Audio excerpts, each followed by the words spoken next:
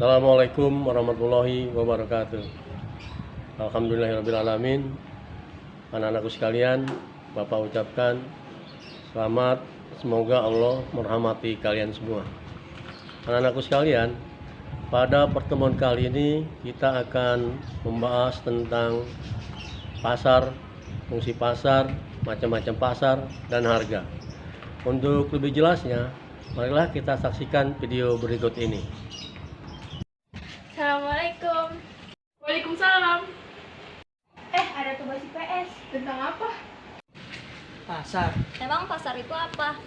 Tempat bertemunya penjual dan pembeli terhadap barang dan jasa. Oh gitu. Itu pengertian pasar dalam arti sempit. Pasar itu mempunyai pengertian yang luas.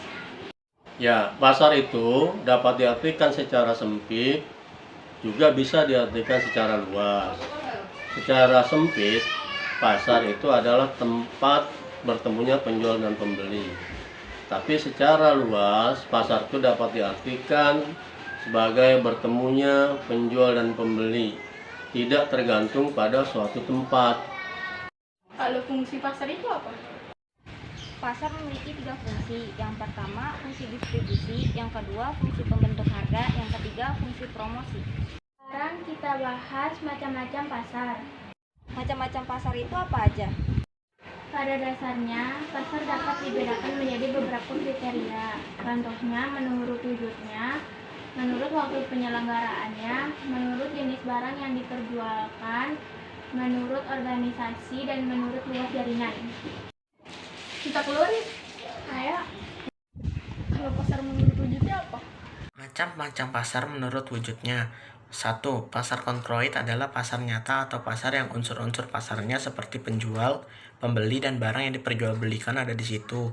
Kedua, pasar abstrak, yaitu pasar yang antara penjual dan pembeli dan barang yang diperjualbelikan tidak dapat bertemu langsung di dalam pasar, akan tetapi transaksi dilaksanakan melalui alat komunikasi dan barang yang diperjualbelikan sudah diketahui betul oleh pembeli. Saya punya satu pertanyaan buat kamu. Sebutkan macam-macam pasar menurut jenis barang yang diperdagangkan. Pasar menurut jenis barang yang diperdagangkan terdiri dari 2, yaitu 1 barang konsumsi dan barang produksi. Nah, sekarang Bapak akan mengetes kalian. Kalau pasar menurut luasnya jaringan distribusi, apa saja? Pasar menurut luas jaringan distribusi yaitu 1.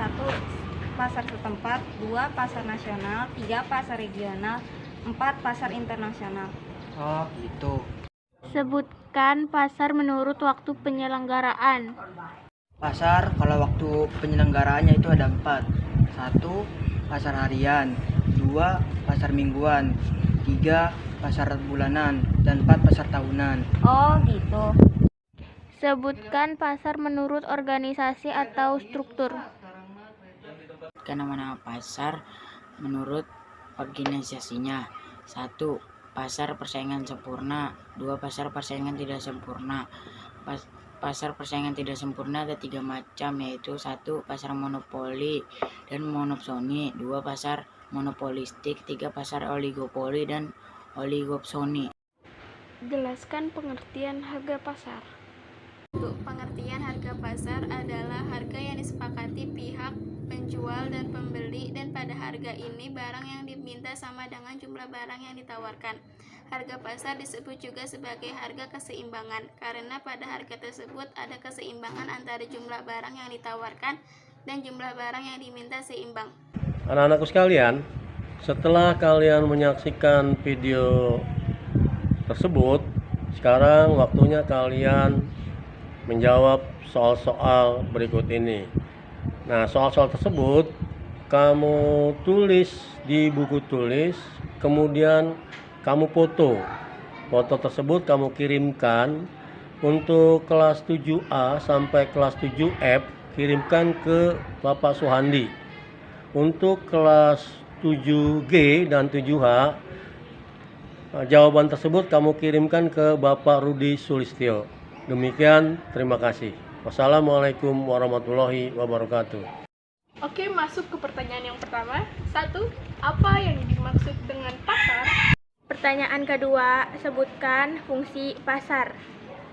Pertanyaan ketiga, sebutkan macam-macam pasar menurut wujudnya. Pertanyaan keempat adalah sebutkan macam-macam pasar menurut luas jaringan distribusi.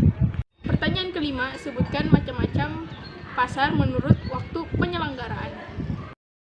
Pertanyaan keenam, sebutkan macam-macam pasar menurut organisasi. Pertanyaan ketujuh, sebutkan macam-macam pasar menurut jenis barang yang diperdagangkan.